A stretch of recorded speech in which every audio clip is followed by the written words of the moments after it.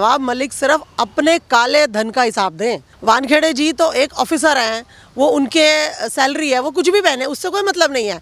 इतना बड़ा नेता हो के आप एक छोटे से ऑफिसर के पीछे पड़े हो, क्यों? क्योंकि वो ऑफिसर आपकी बखिया उधेड़ रहा है। आप कल्प्रिट हैं, आप जेल जाएंगे। और कोई भी नेता, कोई भी, मैं कहती हूँ कांग्रेस हो, एनसीपी हो, शिवसेना, कोई भी हो, अगर गलत काम करेगा तो जेल जाएगा। आप देश विरोधी किसी भी तरह की गतिविधियों में लिप्त होंगे तो जरूर जेल जाएंगे। नमस्कार, स्वागत है आपका हमारे चैनल प्यारा हिंदुस्तान पर। लगातार महाराष्ट्र में ड्रग कार्टेल को लेकर खुलासे कर रही है एनसीबी और सवाल उठाए जा रहे हैं लोगों की तरफ से, बीजेपी के नेताओं की तरफ से, कि नवाब मलिक के पास इतनी ज़्यादा संपत्ति जो है, वो जो 300-400 हज़ार करोड़ की जो संपत्ति है वो कहां से आई। बेनामी संपत्ति जो है उसका हिसाब दे नवाब मलिक। वहीं दूसरी तरफ नवाब मलिक प्रेस कॉन्फ्रेंस करते हैं ये बताने के लिए कि समीर वानखेड़े जो हैं वो 70,000 रुपए की शर्ट पहन रहे हैं और 2 लाख रुपए के जूते, और पार्टी कर रहे हैं 15-15 करोड़ की। इन सारी चीज़ों को लेकर बात करने के लिए मेरे साथ मौजूद हैं रचना जैन जी। मैडम, किस तरीके से देखती हैं आज नवाब मलिक प्रेस कॉन्फ्रेंस कर रहे हैं, स्पेशल प्रेस कॉन्फ्रेंस जिसमें बताते हैं प्रेस कॉन्फ्रेंस करके कि समीर वानखेड़े 70,000 रुपए की शर्ट पहन रहे हैं, 2 लाख रुपए के जूते। बड़े मिनिस्टर हो के इस तरीके की हिसाब लगाया जा रहा है। ऐसा है, उनको 70 लाख या 70,000 या 70 रुपये, वो कितने की भी शर्ट पहने, इनसे नवाब मलिक को क्या मतलब है? नवाब मलिक सिर्फ अपने काले धन का हिसाब दें। जनता उनके काले धन का हिसाब चाहती है। वानखेड़े जी तो एक ऑफिसर हैं, वो उनके सैलरी है, वो कुछ भी पहने, उससे कोई मतलब नहीं है। इतना बड़ा नेता हो के आप एक छोटे से ऑफिसर के पीछे पड़े हो, क्यों? क्योंकि वो ऑफिसर आपकी बखिया उधेड़ रहा है, इसलिए। और आपके काले चिट्ठे अब जनता के सामने आएंगे, इस सरकार के काले चिट्ठे जनता के सामने आएंगे। ये जो मिली भगत से सरकार इन्होंने महाराष्ट्र में बनाई हुई है और महाराष्ट्र में घपलेबाजी ये लोग कर रहे हैं, उसके सारे काले चिट्ठे जनता के सामने आएंगे। इसी बात से तो डरे हुए मलिक साहब। मलिक साहब तो ये भी कह रहे हैं कि समीर वानखेड़े जो है, जो बीजेपी के संरक्षण में इतना ज़्यादा काम कर रहा है, रैकेट बना हुआ है, आर्मी बनाई है, और वही आर्मी ड्रग पेडलिंग का काम कर रही है महाराष्ट्र से गोवा तक। देखिए, ऐसा है, कोई भी ऑफिसर हो, कोई भी डिपार्टमेंट हो, वो अपना काम कर रहा है। अब इसमें भाजपा को बीच में लाने की क्या ज़रूरत है? कोई भी डिपार्टमेंट अपना काम कर रहा है, उसे करने दीजिए ना। अगर आपको डर नहीं है, चिंता नहीं है, तो उसे आने दीजिए। उसे बोलिए कि आइए, सारी हमारी चेकिंग कीजिए, सारे हमारे जितने भी हमारे करोड़ों के घपले हैं उनको चेक कीजिए। अगर मलिक साहब साफ सुथरे हैं तो उनको डर किस बात का? देखो, डरता वही है जिसके मन में चोर होता है। उनका अपने मन में काले चोर बैठे हुए हैं। ये जितने भी भ्रष्ट नेता हैं, इन सबका पर्दाफाश होने वाला है, इसलिए उनको चिंता सता रही है। नहीं तो एक ऑफिसर है, एक ईमानदार ऑफिसर है, उसको अपना काम करने दीजिए। आप टेंशन क्यों ले रहे हैं? दूध का दूध, पानी का पानी हो जाएगा, कोई दिक्कत नहीं है। वानखेड़े इतने महंगे कपड़े इसीलिए पहन रहे हैं क्योंकि पिछले साल जो है बॉलीवुड के बड़े बड़े कलाकारों को समन किया गया था बीजेपी की तरफ से, तो उन्हीं सब कलाकारों से घूस ले रखी है, पैसा ले रखा, तभी महंगे महंगे कपड़े पहन रहे हैं समीर वानखेड़े। मैडम, जब अपनी लुटिया डूबती है ना तो इंसान चिल्लाता है। इस समय उनकी अपनी लुटिया डूब रही है। अब वो चारों तरफ हाथ पैर मार रहे हैं, कभी इल्ज़ाम लगा रहे हैं, कभी उन पर पर्सनल अटैक कर रहे हैं। अब मुझे एक बात बताओ, आप एक पार्टी के नेता हो, आप उनकी कमीज, जूते, कभी उनकी वाइफ पे एलिगेशन, कभी उनकी सिस्टर पे एलिगेशन, अब यहाँ कहाँ उतर गए? ये राजनीति है क्या? अब अपना काम कीजिए। आप जनता की सेवा को, जनता की सेवा तो कीजिए, वो तो करो। अब वो तो करते नहीं हो, आप अपना घर भरते रहते हो। इसी बात की आपको चिंता सता रही है। चिंता यूँ सता रही है कि वानखेड़े जी इन सब के जिसे कहते हैं ना कि बिल्कुल बॉर्डर लाइन पे खड़े हैं। वो बस जैसे ही अंदर आए इन सब के पर्देफाश है। तो ये क्या कर रही है? उनको रोकने के लिए सारे हथकंडे अपना रहे हैं, और वो भी बिल्कुल बॉटम लाइन वाले। ये कह रहे हैं नवाब मलिक के बीजेपी के संरक्षण में ही समीर वानखेड़े इस तरीके के काम कर। अब ऐसा है, बीजेपी को बदनाम करो या इसको बदनाम करो या उसको, अगर आप साफ़ सुथरे हो तो बीजेपी क्या कोई भी पार्टी आए, आप साफ़ सुथरे निकल जाओगे। लेकिन अगर आप साफ़ सुथरे नहीं हो तो आप एलिगेशन तो लगाओगे ही ना। अब क्योंकि आपको लगता है कि ये सारे काम बीजेपी करा रही है, तो आप कुछ भी बोलो, आपके बोलने से क्या फ़र्क पड़ रहा है? अगर आप कल्प्रिट हुए तो जनता आपको माफ़ नहीं करेगी। देखिए, अभी आर्यन के केस में भी ये कूद कूद के आ रहे थे। क्यों आ रहे थे? ये इसलिए आ रहे थे कि इनको अपना डर सता रहा था। जिसको अपना डर नहीं था वो सब शांत बैठे थे। कोई ज़रूरत नहीं है, आपका कहीं ना कहीं कुछ डर था जिसकी वजह से आप इतना कूद कूद के आगे आए। अगर नहीं था तो आप शांत बैठे रहते ना। वानखेड़े जी खाली आप ही के लिए थोड़ी है, मतलब आई मीन वो एक ऑफिसर है, वो अपना काम कर रहा है, उसे करने दीजिए, क्या दिक्कत है आपको? सारी चीज़ों को लेकर, ड्रग मामले को लेकर बार बार पे सवाल तो उठा ही रहे हैं नवाब मलिक। दूसरी तरफ बीजेपी के नेता मोहित कंबोज की तरफ से कहा जा रहा है कि एक्सपोज करेंगे वो नवाब मलिक को, और वो बार बार पे नवाब मलिक के बेटे को लेकर सवाल उठा रहे हैं कि आपका बेटा कौन सी मिनिस्ट्री में है जो इतने इतने पैसों का बंगला खरीद रहा है। देखिए, अगर कोई चीज़ गलत है तो उसको एक्सपोज करने में क्या दिक्कत है। अगर नवाब मलिक जी कुछ गलत गतिविधियों में लिप्त हैं, कुछ माफियाओं के साथ जुड़े हुए हैं, या खुद वो ऐसा कोई रैकेट चलाते हैं, या उनका बेटा इस तरह से किसी कामों में लिप्त है, क्यों नहीं देश के सामने वो लोग आए जो देश का सारा पैसा खाते हैं, जो देश के साथ भ्रष्टाचार करते हैं। आज राष्ट्रवाद की सरकार है, राष्ट्रवाद की बात की जाती है, क्यों नहीं करते हैं राष्ट्रवाद की बात। अगर इतना ही पैसा था तो जनता पे लगाइए ना, जनता के लिए कुछ करिए, बनाइए हॉस्पिटल बनवाइए, कुछ स्कूल्स बनवाइए। क्योंकि जरा से कोई बात होती है तो ये कहते हैं जी ये नहीं किया, वो नहीं किया।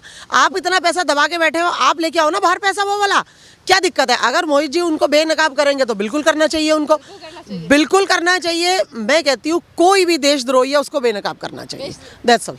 ये कह रहा है नवाब मलिक कि अगर देवेंद्र फडणवीस के पास मेरे खिलाफ एविडेंस है कि मेरे आतंकवाद या फिर अंडरवर्ल्ड के साथ संबंध है, तो फिर क्यों नहीं बताते, क्यों नहीं बता रहे हैं। दिवाली का वेट क्यों कर रहे हैं, पहले ही बता दें मेरे किन किन के साथ संबंध है। नहीं मैडम, ऐसा नहीं होता, एलिगेशन नहीं होता, यू नीड प्रूफ ऑल्सो।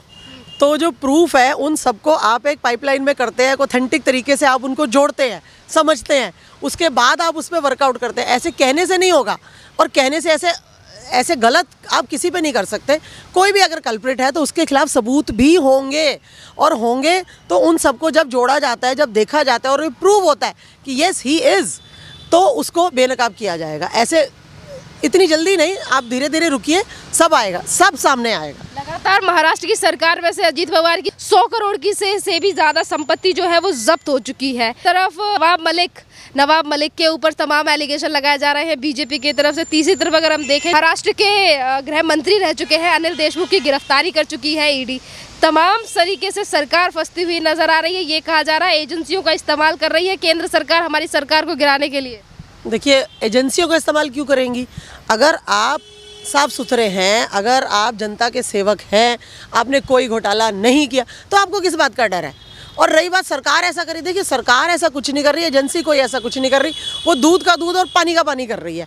तो आपको दिक्कत क्या है। अगर आपने कुछ नहीं किया तो किस बात का डर है। अगर आपने किया है तो आप उल्टे सीधे एलिगेशन लगाइए। और रही बात मोदी जी की कि जी बीजेपी सरकार, देखिए मोदी जी ने तो बिल्कुल क्लियर बोला था कि भाजपा किसी भी देशद्रोही को, कालाबाजारी करने वाले को छोड़ेगी नहीं। इसमें गलत क्या है। अगर जनता का पैसा जनता के हित में नहीं लगेगा तभी तो भ्रष्टाचार बढ़ता है। आपने पहले सुना होगा, पहले की सरकारों में सुना होगा, जी देश कर्जे में है, देश कर्जे में है, और जी खजाने खाली हैं। ये सब क्यों खाली थे, क्योंकि ये सारा पैसा ये नेता अपने घर में ले जाते थे, जनता पे तो कुछ लगाते ही नहीं थे ये लोग। आज जनता पे पैसा लग रहा है। आज आप प्रगति के वो देखिए, 7 साल में मोदी जी ने वो काम कर दिखाए जो ये लोग 70 साल में नहीं कर पाए। क्यों नहीं कर पाए। इनको अपनी जेबें भरने से फुर्सत होती तभी तो। ये सिर्फ अपनी और अपनी जेबें भरते हैं, इनको जनता से कोई मतलब नहीं है। ये अभी भी कूद कूद के सारी जगह पहुंच जाते हैं, लोगों को बेवकूफ़ बना रहे हैं, लोगों को गुमराह करते हैं। ये लोग कुछ नहीं करते हैं मैडम, कुछ नहीं करते हैं, सिर्फ गुमराह करते हैं, अपनी जेबें भरते हैं, उसके बाद ये चल पड़ते हैं। कांग्रेस के जो मेन लोग हैं, जो मेन परिवार कहा जाता है, वो खुद जमानत पे बाहर है। अब इससे ज़्यादा और क्या कहें हम। और क्या कहें। नवाब मलिक की पार्टी यानी कि एनसीपी के इतने बड़े पद पर है, एनसीपी में नवाब मलिक, उसके बावजूद भी कॉन्फ्रेंस करते हैं एक ऑफिसर के कपड़े गिनने के लिए। कभी बीवी को लेकर एलिगेशन, कभी बहन को लेकर, और एक कभी उस माँ को लेकर एलिगेशन। शोभा देता है इतने बड़े मिनिस्टर को इस तरीके से बातें करना। देखिए, एक कहावत है, खिसियानी बिल्ली खंबा नोचे। अब हो क्या गया है, वो खिसिया इतने गए हैं क्योंकि उनकी जांच पे जब जांच होएगी ना तो पता चलेगा कि वो भी हिरासत में जाएंगे। वो इसलिए जाएंगे, जो भी आप रहते भारत में हो, आप खाते भारत का हो, आप धन भारत से कमाते हो, और आप बातें करते हो दूसरे देशों की। आप जितनी कालाबाजारी करते हो, जितने आपने गोरख धंधे कर रखे हैं, जितने माफिया के साथ आप जुड़े हुए हैं, अगर इसका पता चलता है तो मैं 100% कहती हूँ कि वो जेल जाएंगे ही जाएंगे। उसी बात से वो बचना चाहते हैं। अब वो एलिगेशन पे उतर गए हैं, मतलब पर्सनल अटैक पे उतर गए हैं, कभी उनकी मदर के लिए या सिस्टर के लिए और वटेवर। मतलब वो इसलिए कर रहे हैं ताकि वो किसी तरीके से बच जाए। वो बचने वाले नहीं है, मैं आपको बता दूं। एक तरफ सरकार को लेकर लगातार खुलासे हो रहे हैं, दूसरी तरफ एनसीपी हो या फिर हो शिवसेना, इनके नेता ये कह रहे हैं कि हमें पता है कि किसके काले चिट्ठे क्या है। अभी नवाब मलिक के जो दामाद हैं समीर खान, वो जेल रहकर आए हैं, 9 महीने बाद बेल मिली है और नवाब मलिक कहते हैं कि मेरे दामाद को फंसाया गया। जो देवेंद्र फडणवीस की तरफ से आरोप लगाए वो फर्जी है, मेरे दामाद ने ऐसा कोई काम नहीं किया। जब आप फंस जाते हैं तो आप कहते हैं हम पे इल्ज़ाम लगा रहे हैं। एक्चुअल में आप ये सारे कामों में लिप्त हैं, तभी आप जेल गए। आज हम और आप क्यों नहीं जेल जा रहे हैं? क्योंकि हम ऐसे कामों में लिप्त नहीं है। जो भी इस तरह के कामों में लिप्त है वो जेल जाएगा ही जाएगा। और जब आप जेल जाते हैं तब आपको लगता है जी मुझे तो ये सरकार फंसा रही है, मुझे तो ये सरकार फंसा रही है। कभी आप बीजेपी को बदनाम करते हैं, कभी आप सरकारी एजेंसियों को बदनाम करते हैं। कुछ नहीं होने वाला इससे। आप कल्प्रिट हैं, आप जेल जाएंगे। और कोई भी नेता, कोई भी, मैं कहती हूँ कांग्रेस हो, एनसीपी हो, शिवसेना, कोई भी हो, अगर गलत काम करेगा तो जेल जाएगा। आप देश विरोधी किसी भी तरह की गतिविधियों में लिप्त होंगे तो जरूर जेल जाएंगे। जिस तरीके से पिछले दिनों में एनसीबी की तरफ से लगातार बॉलीवुड के कुछ कलाकार हैं जिन्हें बार बार पे एनसीबी के ऑफिस बुलाया गया, पूछताछ की गई। अब उन्हीं को लेकर एक बार तो ये कहा जाता है कि महाराष्ट्र को बदनाम करने के लिए एनसीबी काम कर रही है, बीजेपी के साथ मिलकर ये जो समीर वानखेड़े हैं और एनसीबी काम कर रही है। अब जो पिछले टाइम में जिन लोगों को रिमांड पे लिया गया था, पूछताछ की गई थी, अब समीर वानखेड़े को लेकर ये कहते हैं कि पैसे लेकर छोड़ दिया गया। अगर पैसे लेकर ही एक ऑफिसर को खरीदा जा सकता है तो फिर महाराष्ट्र सरकार क्यों फेल रही इन सब चीज़ों में? देखिए, अब इनके पास कुछ ना बोलने के लिए बचा नहीं है। मैं आपको बताऊं, हो क्या गया है कि एजेंसी बिल्कुल बॉर्डर लाइन पे खड़ी है। वो कभी भी इनके घर में प्रवेश करके इनको सबको बेनकाब करने वाली है। तो वो जो डर है ना, वो इनको सता रहा है। अब ये इल्ज़ाम पे इल्ज़ाम, इस पे इल्ज़ाम, उससे कुछ फ़र्क नहीं पड़ने वाला। आप कल्प्रिट हो, आप इन सब चीज़ों में लिप्त थे और आप पकड़े जाएंगे, इनकी सरकार गिर जाएगी। वो जो छटपटाहट है ना, ये वो है, ये और कुछ नहीं है। इल्ज़ाम इंसान क्यों लगाता है? जब वो देख लेता है कि मैं चारों खाने चित हो चुका हूँ, इस समय वो चारों खाने चित है और वो जो छटपटाहट है ना, वो बाहर निकल कर आ रही है। चाहे उसको पर्सनल अटैक का रूप दे दीजिए, चाहे सरकार, मतलब चाहे बीजेपी पे कह दीजिए, चाहे एजेंसियों पे कह दीजिए, ये सारी छटपटाहट है और कुछ भी नहीं है। और इस छटपटाहट से होगा कुछ नहीं है। मैं आपको बता दूँ, अगर आप गलत हैं तो आपको जनता को जवाब देना है। भाई आपको जवाब देना तो पड़ेगा ना, क्यों नहीं देंगे आप जवाब? आपका दामाद जेल काट के आया, आपके बेटे पे अभी क्वेश्चन आने वाला है, आप पे खुद क्वेश्चन आने वाला है। अगर आप साफ सुथरे हैं तो आपको डर किस बात का है? ना डरिए। मैं तो कहती हूँ नवाब जी मत डरिए, आप बिल्कुल मत डरिए। आप साफ सुथरे होकर ये कीजिए, मेरी जाँच कीजिए। अगर आप जाँच में गलत पाए जाएंगे तो देखी जाएगी। बॉलीवुड और महाराष्ट्र में से लगातार गिरफ्तारी हो रही है, जिसमें से कुछ ड्रग पैडलर्स भी हैं। इन सब चीज़ों को लेकर बात ना करते हुए सरकार की तरफ से हमेशा बॉलीवुड सेलिब्रिटीज़ को बचाने का प्रयास किया जाता है।